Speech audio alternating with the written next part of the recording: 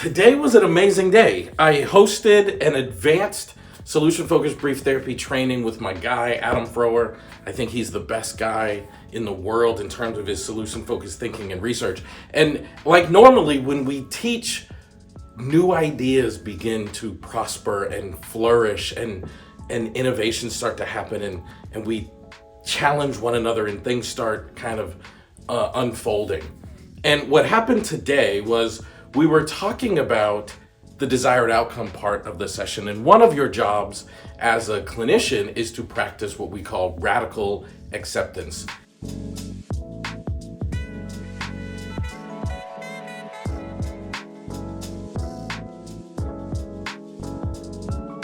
Now, we've talked about this before. This is not a new idea, but somebody in the audience, somebody that was attending, we needed to clarify that the difference between acceptance and agreement.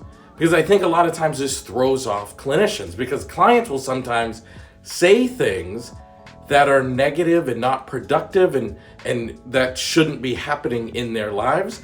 And we're afraid that if we utilize that language, we're kind of conveying we agree with whatever thing that they would be doing. And that's not true. Never forget that acceptance and agreement are not the same.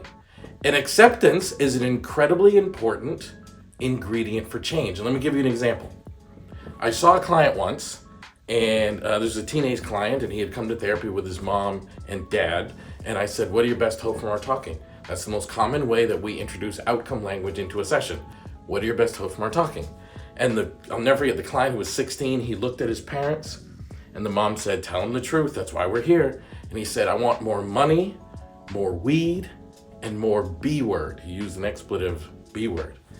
And I said, what else? Because obviously I can't really endorse that, but I also don't want to reject him. I don't want to say, oh, that's bad, you can't do that. I don't want to lecture him about his language or his ideas. I just said, what else? And he said, I want my parents off my back. Well, instead of on your back, what would you rather have your parents doing? I want them to trust me.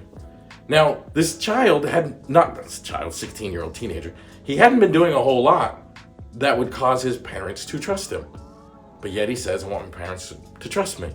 I said, what difference would it make for you if your parents could trust me? What difference would it make if your parents could trust you? And he said, they would trust me with the family business because I really want to take over the family business when I get old enough. I don't remember what the family business was. The mom and dad, I don't know, they sold something, whatever it was. They had a shop in the area where I was.